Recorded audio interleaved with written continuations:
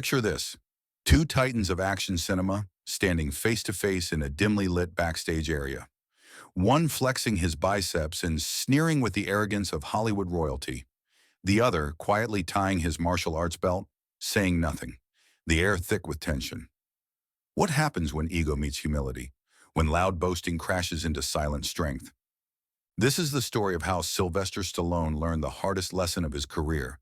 Not from a script, not from a director, but from a man who never needed to prove anything to anyone. A man whose reputation was built not on words, but on respect earned through decades of discipline.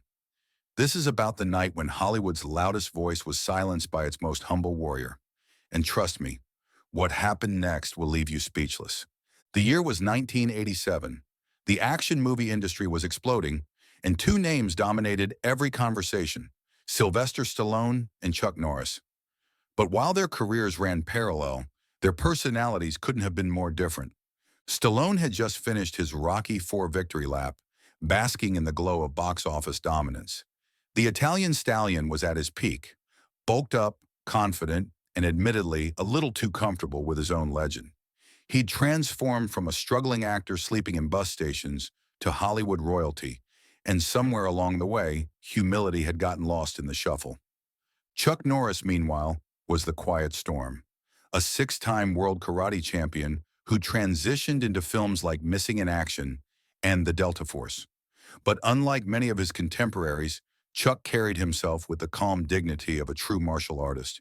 He never boasted, never flexed for cameras off-set, never felt the need to prove his toughness to anyone. His strength was internal, forged in decades of discipline and spiritual practice. The two were scheduled to appear at a charity event in Los Angeles, a gathering of action stars raising money for children's hospitals. It should have been a simple evening of handshakes, photo ops, and generous donations. But fate had other plans. The trouble started in the green tent behind the main stage.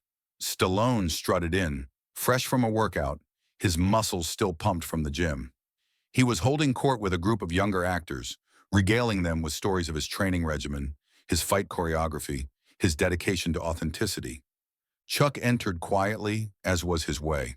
No entourage, no fanfare. Just a man in a simple black gi, carrying a small duffel bag.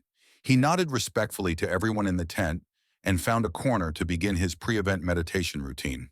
That's when Stallone's ego decided to make an appearance. "Hey, look who decided to join us," Stallone announced loudly, his voice dripping with theatrical bravado. "The Karate King himself. Tell me, Chuck, do you actually meditate before these things? Or is that just part of the mystical warrior act?" The tent fell silent.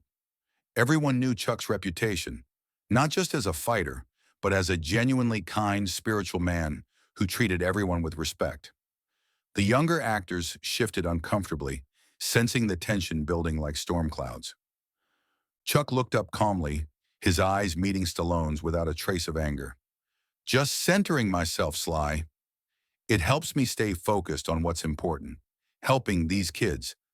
But Stallone was riding high on his own hype, and he wasn't about to let it go. "Centering yourself?" Stallone laughed, flexing his considerable biceps. "Come on, man. We both know this martial arts mysticism is just Hollywood marketing. Real fighting is about strength, about heart, about the eye of the tiger." He pounded his chest for emphasis. "I've trained with the best boxers in the world. Apollo Creed's trainer, real fighters. Not this ancient philosophy stuff." The insult hung in the air like a physical presence. Chuck's expression didn't change, but those who knew him well could see the slight tightening around his eyes. Still, he remained seated, his voice steady. "Different paths, Sly. We all find our own way." But Stallone was just getting warmed up. The audience of young actors was eating it up, and his ego was feeding off their attention. "You know what I think?" Stallone continued, now pacing like a boxer in the ring. "I think all this Zen master stuff is just a cover for getting older, for losing that competitive edge. When's the last time you actually threw a real punch, Chuck? Not some choreographed movie move, but a real fight." The question was loaded, disrespectful, and completely out of line. Everyone in the tent knew Chuck's history, his tournament wins, his legitimate fighting credentials, his years of teaching and training. But more importantly, they knew his character. Chuck Norris had nothing to prove to anyone, least of all a Hollywood actor playing tough guy. Chuck stood slowly, his movements fluid and controlled. I don't need to prove anything, Sly. Especially not here, not tonight. That's what I thought, Stallone smirked, turning back to his audience. The legend has gotten soft. That's when something shifted in Chuck's demeanor. Not anger. Chuck had transcended that years ago, but a quiet recognition that sometimes lessons need to be taught. In that moment, Chuck's mind flashed back to his dojo in Texas, decades earlier. His sensei, an elderly Korean master, had once told him, "The strongest man is not the one who wins 1,000 fights, but the one who prevents them. However, sometimes preventing further fights requires ending one quickly." Chuck had spent years learning not just how to fight, but when to fight, and more importantly, when not to. But he'd also learned that some people only understand strength when it's demonstrated, and sometimes a small demonstration can prevent a larger conflict. He looked at Stallone, really looked at him. Behind the bravado and the flexing, Chuck saw what everyone else missed. A deeply insecure man who'd built his identity on playing tough guys, who'd confused his movie roles with his real self. A man who'd forgotten the difference between strength and showing off. "Sly," Chuck said quietly, his voice cutting through the tense tension like a blade through silk. "I've spent my life learning that true strength doesn't need an audience. But if you really need a demonstration..." Chuck moved to the center of the tent, his posture shifting almost imperceptibly. Suddenly, the quiet family man disappeared, replaced by something else entirely. The concentrated essence of decades of training, discipline, and genuine martial arts mastery. "Come on, then," Chuck said simply. What happened next lasted less than 30 seconds, but those who witnessed it would talk about it for the rest of their lives. Stallone, pumped up on his own ego and genuinely believing his Hollywood training had prepared him for real combat, rushed forward with a wild haymaker, the kind of punch that looked great on camera but telegraphed its intention from miles away. Chuck moved like water. He slipped the punch so smoothly it seemed effortless, his body flowing around Stallone's attack like he was made of air. In the same motion, he captured Stallone's extended arm and used the actor's own momentum against him. The throw was textbook judo, clean, precise, and devastatingly effective. Stallone found himself airborne for what felt like an eternity before crashing to the ground with a thud that shook the entire tent. But Chuck wasn't done teaching his lesson.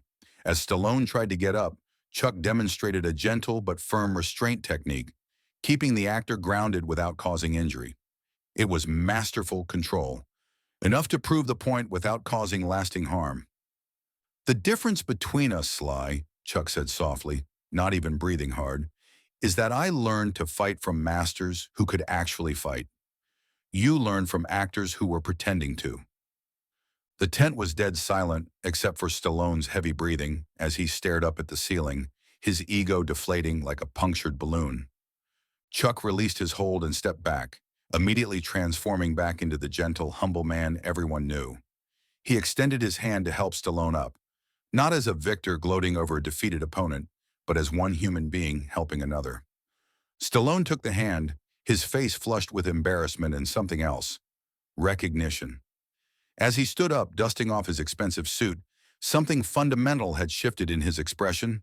The cocky smirk was gone, replaced by genuine humility. Stallone started, then stopped. For perhaps the first time in years, the man who'd made a career out of inspirational speeches found himself speechless. "We all get carried away sometimes," Chuck said quietly, placing a gentle hand on Stallone's shoulder. "The important thing is what we do next." The younger actors in the tent watched in amazement as two legends handled conflict with grace, one learning to check his ego, the other demonstrating how true strength includes mercy and forgiveness. When they walked out onto that stage 20 minutes later, they walked out together.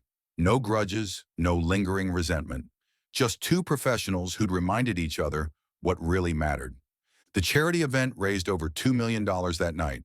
But more importantly, everyone who witnessed what happened in that tent learned something invaluable about strength, humility, and character. Stallone went on to have an incredible career, but those who knew him say he was different after that night.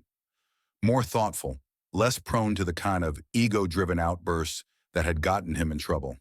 He learned that real strength doesn't come from proving you're tough. It comes from not needing to prove anything at all. Chuck, meanwhile, continued being exactly what he'd always been, a genuine martial artist who understood that the highest level of fighting skill is knowing when not to fight, and the highest level of strength is using it to build others up rather than tear them down. The real lesson here isn't about who won or lost. It's about the quiet power that comes from inner confidence, from years of disciplined practice, from knowing who you are without needing to announce it to the world. It's about the difference between being strong and acting strong, between earning respect and demanding it. In a world full of noise and bluster, sometimes the most powerful voice is the one that speaks softly but carries the weight of authentic experience behind it. True legends don't need to tell you they're legends. They simply are, and everyone around them feels it.